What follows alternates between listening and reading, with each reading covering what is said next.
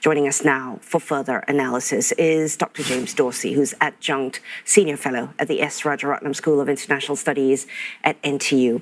Dr. Dorsey, is this a new moment that leads to another slippery slope in the region? Or does any aspect of today's attack indicate a finale in tit for tat between Iran and Israel? It's too early to tell. We don't have a full picture.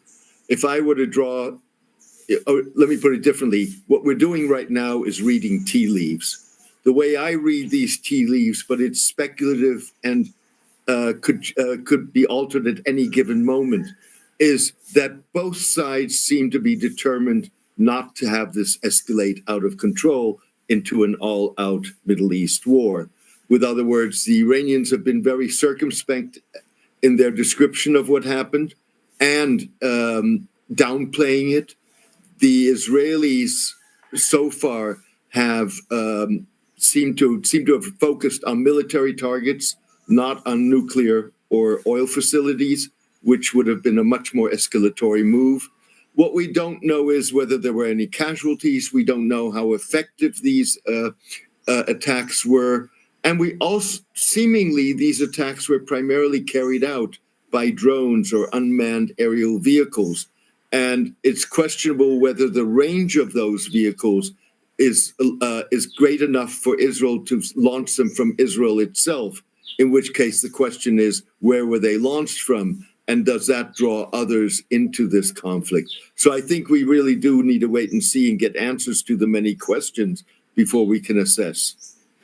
So while we wait for the dust to settle, do you suppose the extent of damage to Iranian targets, which are yet to be seen, could play a role in Iran's need to respond?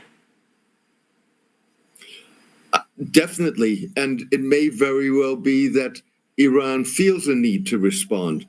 The issue is, I don't think the issue is so much whether this is going to be a tit for tat that remains very contained and very restrained. The question is whether Iran, once we know what happened and Iran has figured out exactly what it wants to do, how it responds.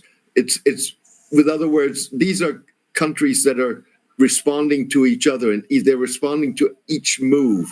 So if an Iranian response were limited and restrained, that could be ended. By the same token, the Iranians may not respond to this and feel that it was very contained and restrained and they don't have a need to respond.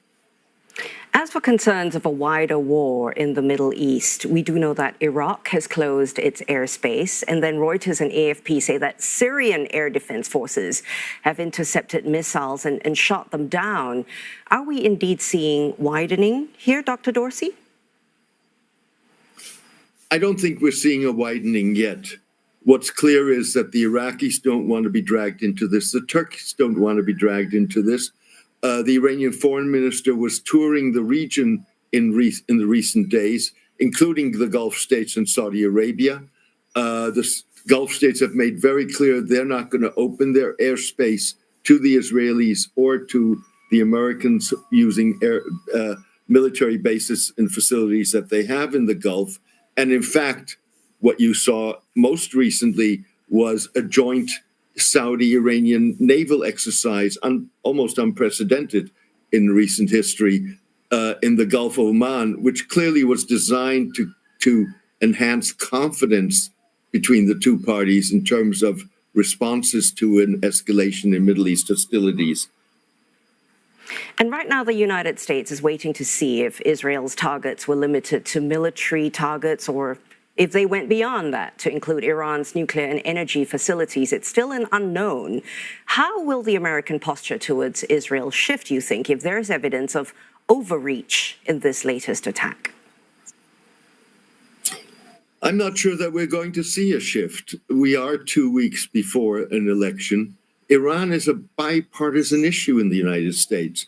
And the administration, the Democratic Party, Kamala Harris, would not want to be seen so shortly before the elections and in this context to be protecting Iran and cracking down on Israel. So I don't think you would see a real shift, even if Israel violated understandings with the United States. Now, what happens after this, with other words, November 6th, once we have had the US election, may be a different story.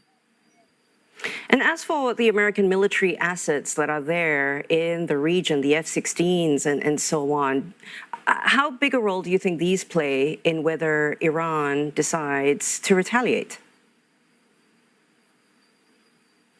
Clearly, the American military presence in the Gulf has not stopped Iran from retaliating twice this year, once in April, once on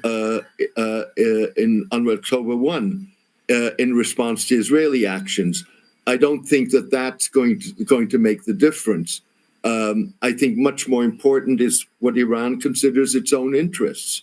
And Iran clearly, for the past year, has made very clear it does not want an all-out war with Israel, which, to be clear, it would be ill-positioned to fight, given that it has no air force of any repute, no navy of any repute. Its main defense backbone are its ballistic missiles and, of course, its non-state partners like Hezbollah and Hamas, but they're being badly battered. And Benjamin Netanyahu, the Israeli prime minister, is currently fighting battles on multiple fronts. Where do you see his strategy evolving, Dr. Dorsey? And how is he going to sustain the operations until he's satisfied with their outcomes? First of all, again, the Israeli military obviously is under stress. It hasn't fought a war like this since it was founded in 1948. Nonetheless, it's been performing very well in tactical terms, not necessarily in its ability to translate these tactical victories into sustainable political results, but nonetheless, it's performing well. Netanyahu's popularity in Israel, that was at an all-time low, if you think back for much of this year, is now one in which he would win an election if there were an election today.